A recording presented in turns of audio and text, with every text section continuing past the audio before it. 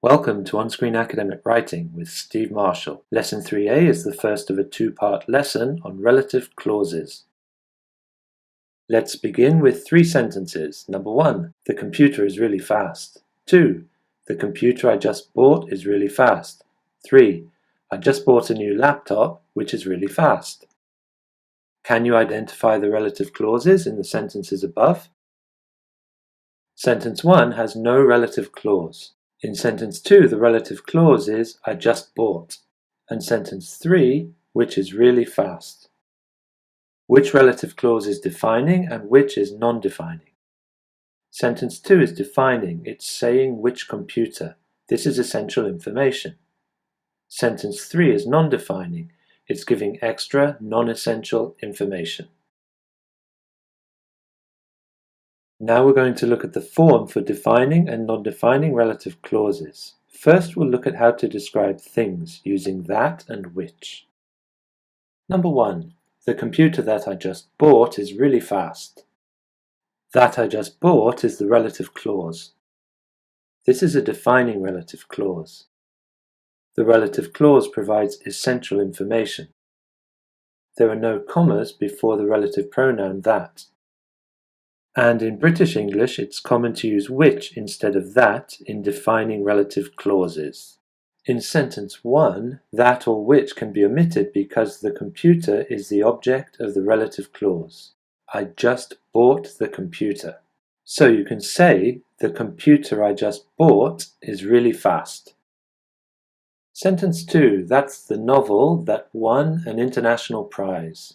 This is also a defining relative clause as above with essential information and no commas. You can also use which as above. However, in sentence 2, that or which cannot be omitted because the novel is the subject of the relative clause. For example, the novel won an international prize. 3. My laptop, which is really fast, was a present. The relative clause in sentence 3 is non-defining. It has non-essential information. It's set off by commas, but in non-defining relative clauses you can't use that instead of which. Moreover, which cannot be omitted. Now for describing people with who and whom. Sentence 4, he's the man who won the lottery. This is a defining relative clause with essential information. There are no commas, and you can use that to describe people. You can say he's the man that won the lottery. In sentence 4, who cannot be omitted because the man is the subject of the relative clause. The man won the lottery. 5a, he's the man whom I met yesterday.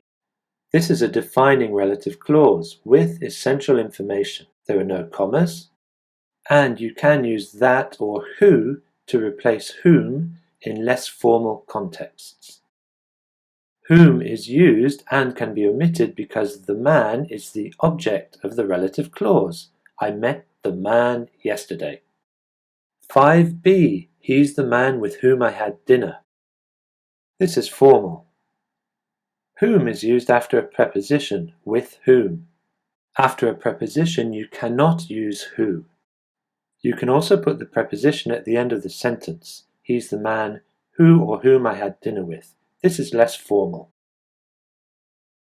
Next, describing place, the thing that, time and possessive. Where, what, when and whose. For example, 6, I still remember the apartment where I grew up. Where means the place. You could also say I still remember the apartment that I grew up in.